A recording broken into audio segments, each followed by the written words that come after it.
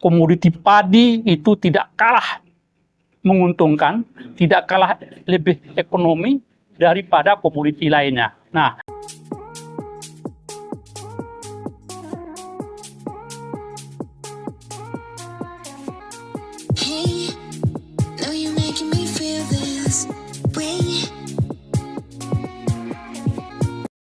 Sobat Tani, sekarang kita masih berada di kelompok Tani Mukti Jaya dan ada satu hal yang menarik lagi di sini.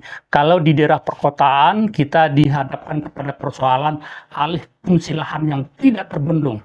Tapi beda di sini, justru malah di sini kita menyaksikan alih fungsi lahan itu dari komoditi yang tidak produktif, yang tidak ekonomis, itu beralih menjadi komoditi padi. Dan kita saksikan ini ada sekitar 50 hektar yang sudah beralih fungsi dari komoditi pertanian non padi yang tidak ekonomis, kemudian sekarang sudah beralih menjadi padi, dan ini sudah panen perdana, sebagian lagi berproses itu tanam, dan kita lihat itu produktivitasnya cukup tinggi, kemudian ini produksinya cukup bagus, dan tentu ini satu hal yang menarik. Bagi petani kuncinya adalah apapun itu yang dikerjakan, yang penting menguntungkan. Kalau itu menguntungkan, maka di sini bukti nyata bahwa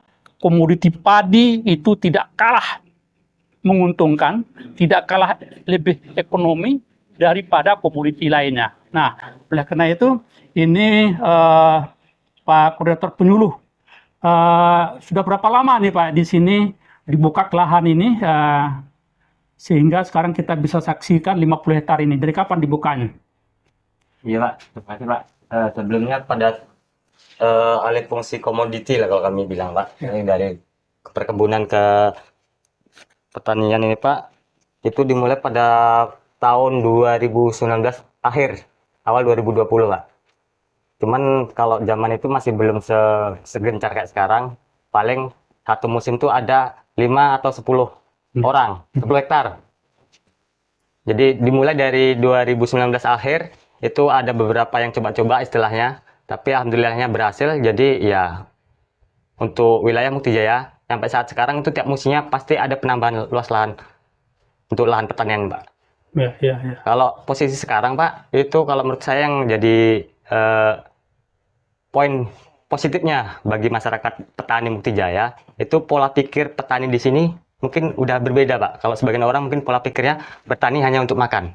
Kalau orang Mukti Jaya sekarang bertani untuk bisnis Pak. Ya. Jadi udah hitung-hitungan angka ekonomi lagi Pak. Artinya dari sisi bisnis, komoditi padi itu cukup menjanjikan ya? Iya Pak. Ya, lebih menguntungkan. Kalau posisi sekarang Pak, untuk produktivitas kemudian juga mungkin dibarengi dengan harga, Ya. itu sangat menjanjikan Pak. Makanya orang tergiur yang lahan sawit yang kurang berproduksi dibongkar, walaupun mungkin dengan upah yang sekian banyak, tapi satu musim, 2 musim terbayar. Kembali. Iya.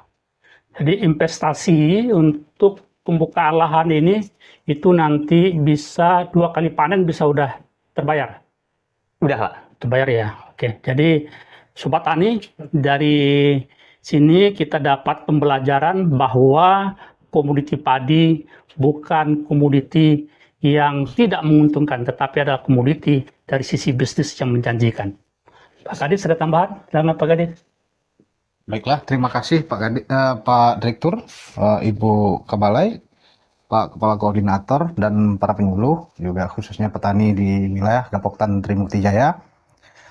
Ini seperti yang disampaikan oleh penyuluh tadi Pak, bahwa di sini petaninya mindsetnya sudah konsepnya lebih maju dan menerapkan aspek-aspek keberlanjutan, sustainable. Namun di sini yang perlu kita tingkatkan adalah di sektor pasar. Terus yang kedua, kebutuhan akan hilirisasi, karena di Rokan Hilir rata-rata sesuai luasan daerah pesisir itu adalah lebih cocok untuk pengembangan klaster padi, bukan tanaman keras. Di sini produksinya sudah di atas rata-rata produksi nasional, dan di bawah kerjasama juga melalui penyuluh pemerintah, ada penyuluh swadaya dari kontak tani nelayan andalan, dan juga didukung oleh penyuluh swasta dari marketing pupuk dan pestisida. Dan di sini juga dibina selain dari pemerintah juga ada kehadiran Bank Indonesia untuk pendekatan smart dan digital farming. Dan kami harapkan disinilah mulai langkah awal kejayaan padi Rokan Hilir akan menjadi tiruan dari daerah-daerah lain di 18 kecamatan lainnya, khususnya di sektor penghasil padi. Itu saja mungkin tambahan, mungkin ada tambahan dari Pak Koordinator atau yang lain. Juga dari sisi teknologinya, karena ini merupakan daerah bukaan baru, beralih komoditi. Nah, perlu nanti ini untuk daerah-daerah, ini ada sekitar 50 hektar ya, perlu nanti dicermati juga dari sisi pemilihan varietas dan teknologinya yang pas nanti mungkin itu Pak Kabale ya. Ya, silakan. Izin Pak Direktur, Pak Kadis, mungkin tadi disampaikan kalau di lokasi yang sana sudah cek tanah ya. Mungkin di sini jika belum, BSIP juga bisa mendampingi untuk cek unsur hara tanah. Nah, dari situ baru kita bisa lihat varietas apa yang sesuai, yang cocok, dan dosis pemupukannya tadi. Yang tadi sudah betul petani melakukan seperti itu. Pemupukan memang harus tepat dosis dan tepat waktu itu tadi. Dan di BSIP kebetulan juga kita punya alatnya juga. Iya. Di BSIP Kami itu juga punya alat juga untuk mengecek kit uji status unsur hara yang ada di tanah. Iya. Oke. Masih ada lagi? Oke.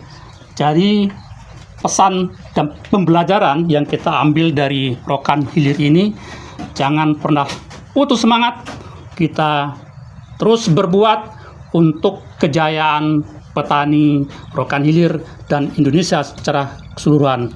Rokan Hilir Jaya.